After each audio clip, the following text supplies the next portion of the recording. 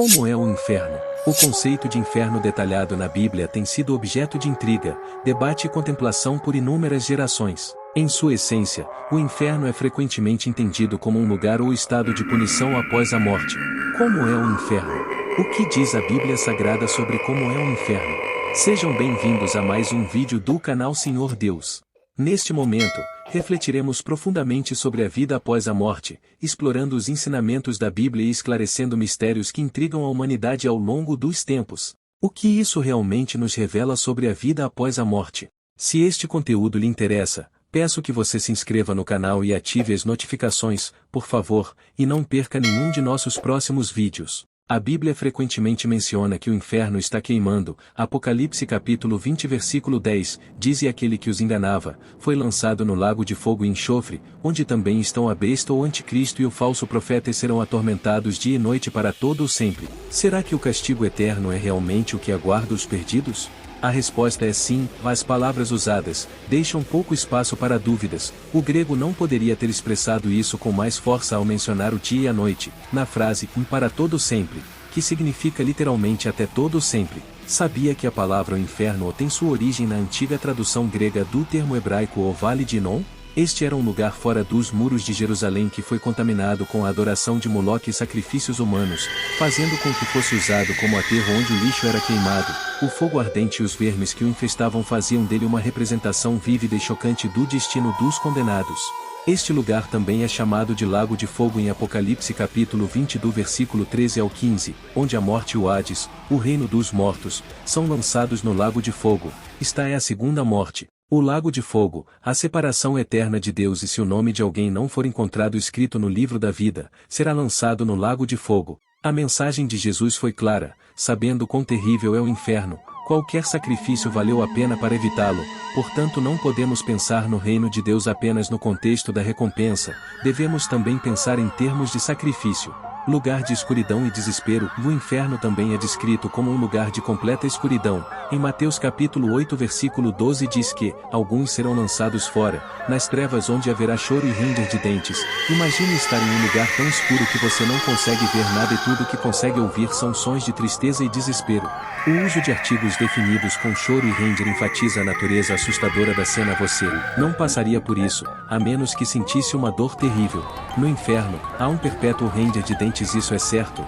Jesus não se esquivou de falar sobre o inferno. Na verdade, ele fez isso com mais frequência do que qualquer outra pessoa na Bíblia. Existem certos ministérios que nunca mencionam o inferno ou qualquer coisa relacionada em seus sermões. Eles serão afastados de Deus e de qualquer outra fonte de conforto genuíno e lançados nas trevas. É a escuridão que resulta da excursão do céu à terra da luz. Aqueles que estavam de fora estão nas regiões das trevas. Mas isso não é o pior. Haverá choro e ranger de dentes. A miséria dos condenados é descrita como grande aflição, lágrimas derramadas sem propósito e angústia de espírito orando eternamente. Isto descreve o sofrimento que os condenados experimentarão como resultado da ira de Deus. Aqueles que são condenados pelos seus pecados rangerão os dentes, vendo com inveja a felicidade dos outros e refletindo com medo sobre a perspectiva passada que agora passou. Lugar de solidão. A solidão é uma das dores mais intensas. A sensação de isolamento total, de estar completamente separado do amor e da misericórdia de Deus, poderia ser uma das coisas sobre o inferno. Em 2 Tessalonicenses 1, é dito que essas pessoas pagarão a pena e sofrerão o castigo da destruição eterna, sendo expulsas da presença do Senhor e da glória do seu poder. É impossível que exista um Deus que não puna o pecado. A ideia de que um Deus que é amor não pode punir o pecado ignora o fato de que Deus também é santo e deve agir de acordo com o que é justo e imparcial no mundo. A punição mencionada aqui é definida como destruição eterna, usando a palavra ionos, que é usada 70 vezes no Novo Testamento e nunca se refere à aniquilação. O termo refere-se à perda de bem-estar ou à destruição do propósito da vida.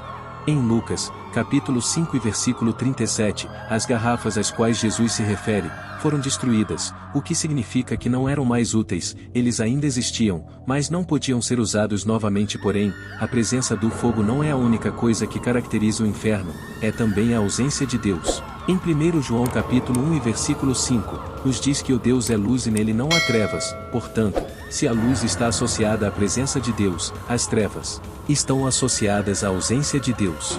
O inferno, como um lugar de trevas, será um lugar onde não há presença de Deus. Esta separação eterna de Deus, fonte de tudo o que é bom e amoroso, será fonte de angústia.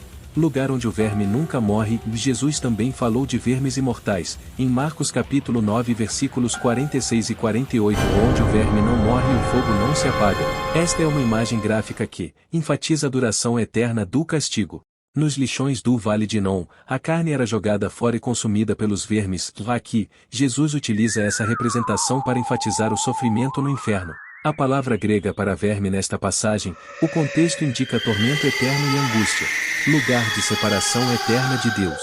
Uma das descrições mais angustiantes do inferno é a separação eterna de Deus. Em Mateus, capítulo 25 e versículo 41, relata as palavras de Jesus sobre aqueles que serão afastados de sua presença. Então, dirá também aos que estiverem à sua esquerda: apartai-vos de mim, malditos, para o fogo eterno, preparado para o diabo e seus anjos. A conexão com o diabo e seus anjos indica que o inferno foi originalmente criado para punir os seres espirituais caídos. Contudo, aqueles que rejeitam a Deus também partilham deste destino. Afasta-te de mim é a separação da presença amorosa de Deus. A concepção de ser excluído da comunhão com Deus é uma tragédia infinita. Deus, que é a fonte de toda a bondade, amor e vida, afasta-se daqueles que escolhem viver sem Ele. Esta separação eterna de Deus constitui uma dimensão essencial do sofrimento no inferno. Resumindo, as descrições bíblicas do inferno pintam um quadro sombrio de sofrimento eterno, um lugar de fogo e escuridão. Num cenário desolador, as lágrimas e o som angustiante dos dentes rangendo compõem a melodia do desespero, enquanto a separação eterna de Deus, a fonte de todo o bem, intensifica ainda mais o tormento. Apesar de serem imagens impactantes e aterrorizantes, tem também a função de nos alertar de maneira séria sobre as consequências resultantes da constante recusa a Deus. A Bíblia nos exorta a refletir sobre nossas escolhas e a buscar o perdão e a redenção por meio de Jesus Cristo, que oferece a única saída para o destino descrito nestas páginas. É importante notar que diferentes tradições teológicas interpretam estas imagens de forma diferente. Há diversidade de opiniões dentro do cristianismo relativamente à natureza do inferno e à extensão do seu sofrimento. Alguns acreditam na aniquilação, outros na restauração final, e outros em interpretações simbólicas. E você? Amados amigos, este foi o vídeo de hoje. Conte-nos aqui comentários o que você acha dessas descrições do inferno. Como você interpreta essas passagens bíblicas? Me conte nos comentários e continue apoiando o canal, deixando seu like, e não se esqueça de se inscrever e ativar o sininho de notificações para receber mais conteúdos bíblicos. Deus te abençoe.